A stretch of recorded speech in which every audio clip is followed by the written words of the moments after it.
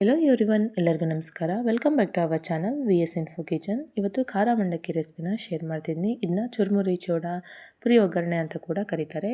Tea time snack ಆಗಿ ತುಂಬ ಚೆನ್ನಾಗಿರುತ್ತೆ.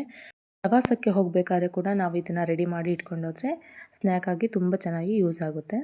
ಬನ್ನಿ ತಡ ಮಾಡಿದ ರೆಸಿಪಿನ ಶುರು ಮಾಡೋಣ.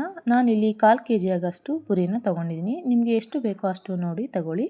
ಇಲ್ಲಿ ಒಗ್ಗರಣೆಗೆ 1 ಸ್ಪೂನ್ ಆಗಷ್ಟು ಸಾಸಿವೆ, ಸ್ವಲ್ಪ ಕರಿಬೇವು, 2 ಒಣಮೆಣಸಿನ್ಕಾಯಿನ ಮುರಿದು ಹಾಕಿದ್ದೀನಿ.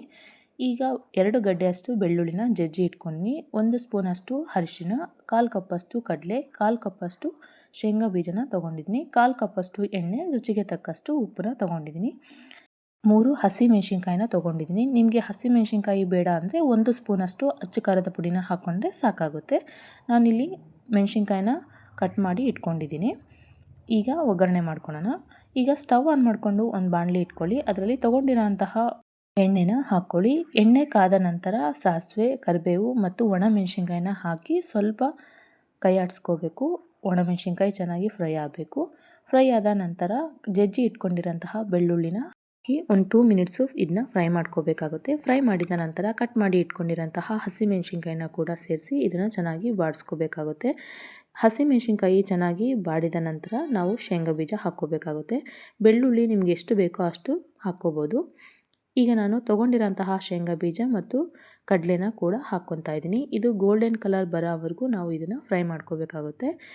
ಬೇಕು ಅಂದರೆ ಈ ಟೈಮಲ್ಲಿ ಒಣ ಕೊಬ್ಬರಿನ ಕ್ಲೀನಾಗಿ ಸಣ್ಣದಾಗಿ ಕಟ್ ಮಾಡಿಕೊಂಡು ಹಾಕ್ಕೋಬೋದು.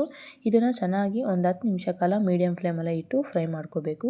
ಫ್ರೈ ಮಾಡಿದ ನಂತರ 1 ಸ್ಪೂನ್ ಅರಿಶಿನ, ರುಚಿಗೆ ತಕ್ಕಷ್ಟು ಉಪ್ಪು ಹಾಕಿ ಇದನ್ನು ಚೆನ್ನಾಗಿ ಫ್ರೈ ಮಾಡಿಕೊಂಡ್ರೆ ಒಗ್ಗರಣೆ ರೆಡಿಯಾಗಿರುತ್ತೆ. ನೀವು ನೋಡಿಕೊಂಡು ಉಪ್ಪು ಖಾರ ಹಾಕ್ಕೋಬೇಕಾಗುತ್ತೆ. ನೋಡಿ ಚೆನ್ನಾಗಿ ಫ್ರೈ ಆಗಿದೆ. ಈಗ ತೊಗೊಂಡಿರೋಂತಹ ಪುರಿನ ನಾವು ಒಗ್ಗರಣೆ ಒಳಗಡೆ ಸೇರಿಸ್ಕೊಳ್ಳೋಣ. ನಿಮಗೆ ಎಷ್ಟು ಬೇಕೋ ಅಷ್ಟು ನೋಡಿ ಹಾಕ್ಕೊಳ್ಳಿ ಪುರಿನ. ನಾನಿಲ್ಲಿ 1/4 kg ಅಷ್ಟೇ ತೊಗೊಂಡಿದ್ದೀನಿ. ಖಾರ ಮಂಡಕ್ಕಿ ಮಾಡೋಕ್ಕೂ ಮುಂಚೆ ಪುರಿ ಗರಿ ಗರಿಯಾಗಿ ಇರಬೇಕು. ಪುರಿ ಗರಿ ಗರಿಯಾಗಿ ಇಲ್ಲ ಅಂದರೆ ನೀವು ಬಾಣಲಿಯಲ್ಲಿ ಹಾಕಿ ಒಂದು 5 ನಿಮಿಷ ಕಾಲ ಇದನ್ನು ಚೆನ್ನಾಗಿ ಫ್ರೈ ಮಾಡಿಕೊಂಡ್ರೆ ತುಂಬ ಗರಿ ಗರಿಯಾಗಿ ಆಗುತ್ತೆ ಪುರಿ. ಆಗ ನಾವು ಪುರಿ ಒಗ್ಗರಣೆ ಮಾಡ್ಕೋಬೋದು. ಈಗ ನೋಡಿ ಚೆನ್ನಾಗಿ ಮಿಕ್ಸ್ ಆಗಿದೆ. ಮಂಡಕ್ಕಿ ಖಾರ ರೆಡಿಯಾಗಿದೆ. ಈಗ ಇದನ್ನು ಒಂದು ಪ್ಲೇಟಿಗೆ ಸರ್ವ್ ಮಾಡಿಕೊಂಡು ಟೀ ಜೊತೆಗೆ ತಿಂದರೆ ಮಸ್ತಾಗಿರುತ್ತೆ. ನೀವು ನಿಮ್ಮ ಮನೆಯಲ್ಲಿ ಒಮ್ಮೆ ಟ್ರೈ ಮಾಡಿ ನೋಡಿ ಹೇಗೆ ಬಂತು ಅಂತ ನನಗೆ ಕಮೆಂಟ್ ಮೂಲಕ ತಿಳಿಸಿ. ಮಾಡುವಂತಹ ರೆಸಿಪೀಸ್ ನಿಮ್ಗೆ ಇಷ್ಟ ಆಗ್ತಿದೆ ಪ್ಲೀಸ್ ಒಂದು ಲೈಕ್ ಮಾಡಿ, ಶೇರ್ ಮಾಡಿ, ಕಮೆಂಟ್ ಮಾಡಿ. ತಪ್ಪದೆ ನನ್ನ ಚಾನಲ್ನ ಸಬ್ಸ್ಕ್ರೈಬ್ ಮಾಡ್ಕೊಳ್ಳಿ. Thank you for watching. Bye.